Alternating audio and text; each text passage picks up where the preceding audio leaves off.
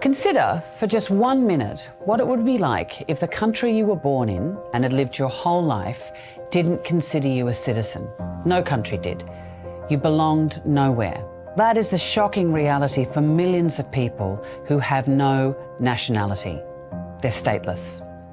Most people are citizens of somewhere. We have birth certificates, we have passports, we have ID cards, we have driver's license, health cards, documents proving who we are.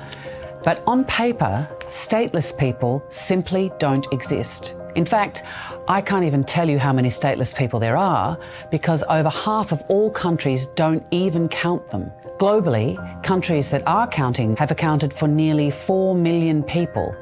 But in all likelihood, the actual number is much, much higher. Without a passport or a national ID, the list of things you may not be able to do is never ending. Go to school, see a doctor, own a SIM card, work legally, open a bank account, own or rent a home, even get married.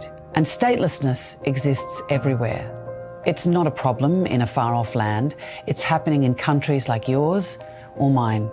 You mightn't even have heard of statelessness. I hadn't, and I was staggered to learn of the devastating impact that statelessness has on families all around the world.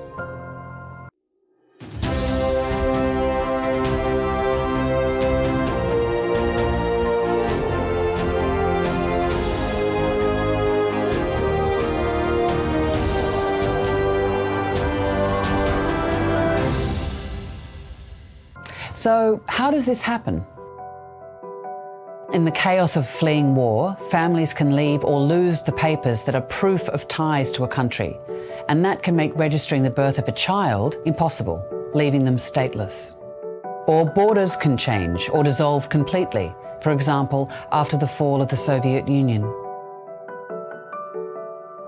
And in some countries, if your parents are stateless, so are you. It's passed on for generations. Other countries prevent parents passing on their nationality if their child is born abroad. Some countries discriminate against women and don't let mothers pass on their citizenship. Ethnicity, language, religion, they've all been used as excuses to exclude entire groups from being citizens. More than 3/4 of all the people known to be stateless are minorities. Rohingya Muslims of Myanmar, Roma communities around the world, and others whose families moved generations ago to the country where they now live, but were never acknowledged as citizens. And when I went to Bangladesh, nothing could have prepared me for the depth of suffering that I saw amongst the Rohingya refugees. Stripped of citizenship in Myanmar nearly 4 decades ago, they have faced discrimination, persecution, and exile ever since. So, what can we do? For lawmakers and courts, we say you have the power to challenge and change the laws that lead to statelessness. More and more countries are signing up to the conventions that aim to end statelessness.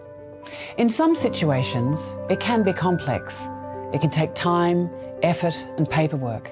In others, it takes a few words or the stroke of a pen to give people the rights they deserve, to give children the chances and opportunities in life they so richly need. Either way, it's a man-made problem that we can solve. Let's do so, because everyone has the right to belong.